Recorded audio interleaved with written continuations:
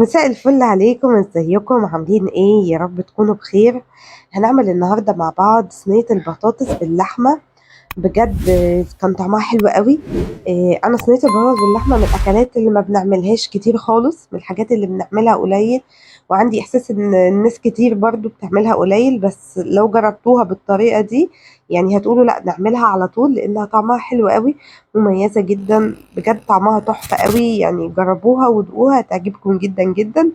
يلا بينا عشان ما اطولش عليكم نخش في الوصفة على طول.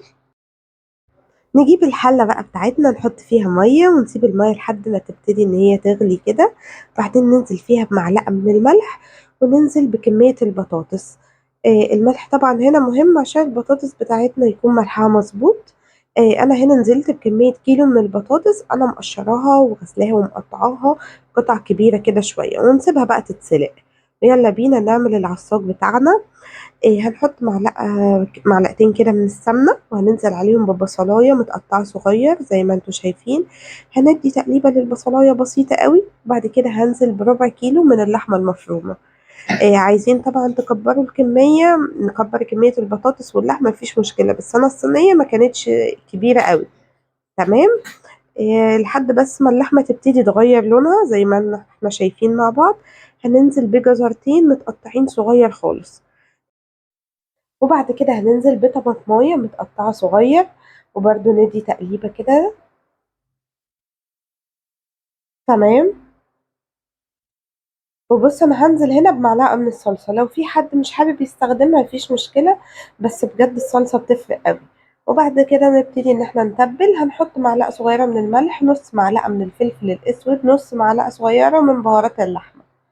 تمام. ونقلب الكلام ده كله مع بعضه، ومش عايزة اوصف لكم الريحة كانت عاملة ازاي. ريحته كانت حلوة جدا. وبعد كده ننزل بفلفل هي واحدة متقطعة قطع برضو صغيرة. وبس كده هندي تشويحة بسيطة، وكده اللحمة بتاعتنا خلاص خلصت. وبصوا هنا بوريكم البطاطس كانت برضو خلاص اتسلقت. اهم حاجة البطاطس تبقى سوا كامل، ونبتدي بقى ان احنا نهرس البطاطس حلو قوي زي ما قلت لكم، لازم تبقى سوا كامل عشان تتهرس معانا بسهولة. انا هنا كان معايا مكعب من الزبدة، بس عشان كنت شايلاها في التلاجة فقلت احطها في الميكرويف فك تجميد، بس للأسف هو ساحت مني شوية، بس مش هتفرق يعني، هي نفس الفكرة. تمام. نقلب الزبدة معاها، وبعد كده نبتدي ان احنا نتبلها. طبعا مش هنحط ملح لان احنا كنا حاطين ملح وهي بتتسلق. هنحط نص معلقة من الفلفل الاسود، ونص معلقة من السبع بهارات، ونص معلقة من الزعتر. وهننزل عليهم بنص كوباية من اللبن. وبعد كده نقلب الكلام ده كله مع بعضه حلو جدا. هنجيب بقى البايركس اللي احنا هنستخدمه، هنرش رشة بسيطة كده من الزيت، يعني انا مش هحط زيت كتير خالص. تمام. وبعد كده هننزل بنص كمية البطاطس بتاعتنا. اهم حاجة نقسمها كده عشان نحاول يبقى الكمية اللي فوق هي الكمية اللي تحت. تمام.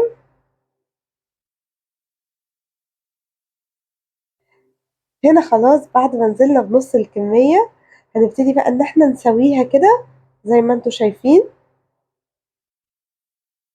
عشان تكون مغطية البايركس كله وشكلها متساوي، بنسويها بظهر المعلقة. تمام.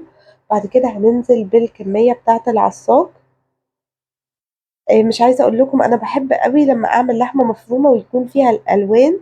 بجد الالوان دي بتبقى حلوة قوي، ده غير طبعا ان هي مفيدة، بس بتبقى كمان شكلها لطيف جدا. هنبتدي بقى ننزل بكمية البطاطس التانية بتاعتنا اللي احنا كنا عاملينها مع بعض. اهم حاجة برضو نسويها كده زي ما احنا انتوا شايفين. بنسويها بظهر المعلقة زي ما قلت لكم في الاول، عشان تكون مغطية اللحمة المفرومة كلها. تمام. هي على فكرة سهلة خالص، لان هي البطاطس عشان مهروسة كويس ومستوية كويس، واللبن والزبدة بيفرقوا جدا جدا في الطعم بتاعها. وخصوصا الزبدة يا جماعة مش السمنة، بتفرق قوي في الطعم. تمام. خلاص كده بعد ما سويناها نبتدي ننزل عليها. دي بقى حاجة اختيارية، ممكن تنزلوا جبنة موتزاريلا. أنا هنا نزلت بجبنة ميكس.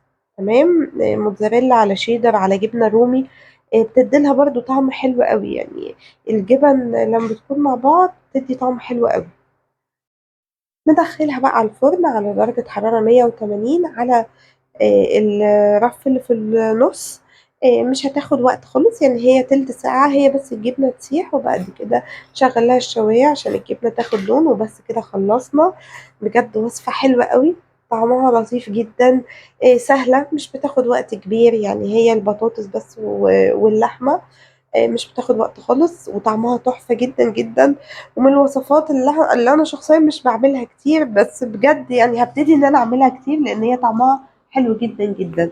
أتمنى إن أنتم تجربوها وتكتبوا لي في الكومنتات رأيكم، ولو حد عملها يعملها ويصورها لي ويبعتها لي، ولو عجبكم الفيديو ما تنسوش تعملوا لايك للفيديو، لو أول مرة تشوفوا القناة ما تنسوش تعملوا سبسكرايب للقناة وتفعلوا زر الجرس عشان يوصل لكم كل جديد، واستنوني في فيديوهات جاية كتير. باي باي.